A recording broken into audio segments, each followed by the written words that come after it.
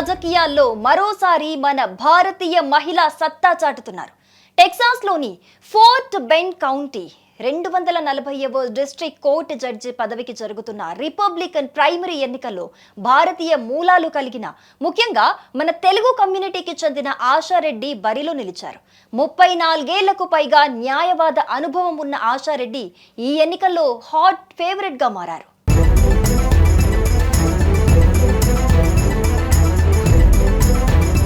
అమెరికాలోని టెక్సాస్ రాష్ట్రం fort bend కౌంటీలో ఇప్పుడు అందరి దృష్టి ఒకే పేరుపై ఉంది. ఆమె ఆశారెడ్డి. 240వ డిస్ట్రిక్ట్ కోర్టు జడ్జి స్థానానికి రిపబ్లికన్ పార్టీ తరపున ఆమె పోటీ చేస్తున్నారు. భారతీయ మూలాలు కలిగిన ఆశారెడ్డి న్యాయశాస్త్రంలో అపారమైన అనుభవం గడించారు.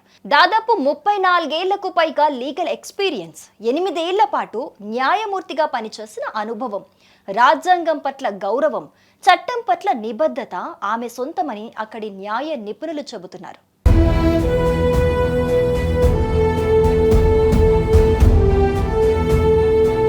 ఆశారెడ్డి గెలుపును ఇండో అమెరికన్ కమ్యూనిటీ, మరీ ముఖ్యంగా తెలుగువారు ప్రతిష్టాత్మకంగా తీసుకున్నారు. హ్యూస్టన్లోని ఇండియా హౌస్ వేదికగా జరిగిన ఆమె ప్రచార ప్రారంభోత్సవానికి ప్రముఖ ఎన్ఆర్ఐలు ఏంజెలా, చౌదరి, చార్లీ, యలమంచిలి ఆతిథ్యం ఇవ్వటం ఆమె మన తెలుగు మూలాలకు దగ్గరి వ్యక్తి అని స్పష్టం చేస్తోంది. ఒక భారతీయ తెలుగు మహిళ అమెరికా న్యాయ వ్యవస్థలో ఇంత కీలక స్థానానికి పోటీ పడటం నిజంగా గర్వకారణం.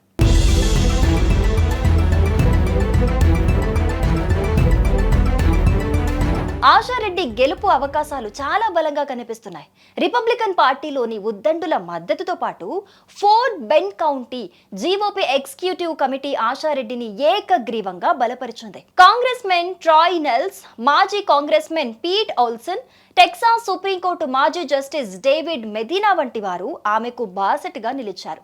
True Texas Project and Texas Conservative Forum వంటి సంస్థలు కూడా ఆమెను రికమెండ్ చేస్తున్నాయి. ఆశారెడ్డి ఈ ఎన్నికల్లో గెలిస్తే ఫోర్ట్ బెండ్ కౌంటీలో అత్యంత అనుభవజ్ఞురాలైన సమర్థవంతమైన జడ్జిగా ఆమె బాధ్యతలు చేపడతారు. భారతీయ మహిళలు రాజకీయంగా, న్యాయపరంగా అమెరికాలో ఎంత ఎత్తుకు ఎదగగలరో చెప్పటానికి ఆశారెడ్డి గెలుపు ఒక నిదర్శనంగా నిలవనుంది. ప్రస్తుతం ముందస్తు ఓటింగ్ ఫిబ్రవరి 17 నుండి 27 వరకు జరుగుతూ ఉండగా ప్రధాన ఎన్నికలు మార్చి 3, 2026న జరగనున్నాయి. రిపబ్లికన్ ప్రైమరీ బ్యాలెట్లో పొజిషన్ నంబర్ 1లో ఆశారెడ్డి ఉన్నారు.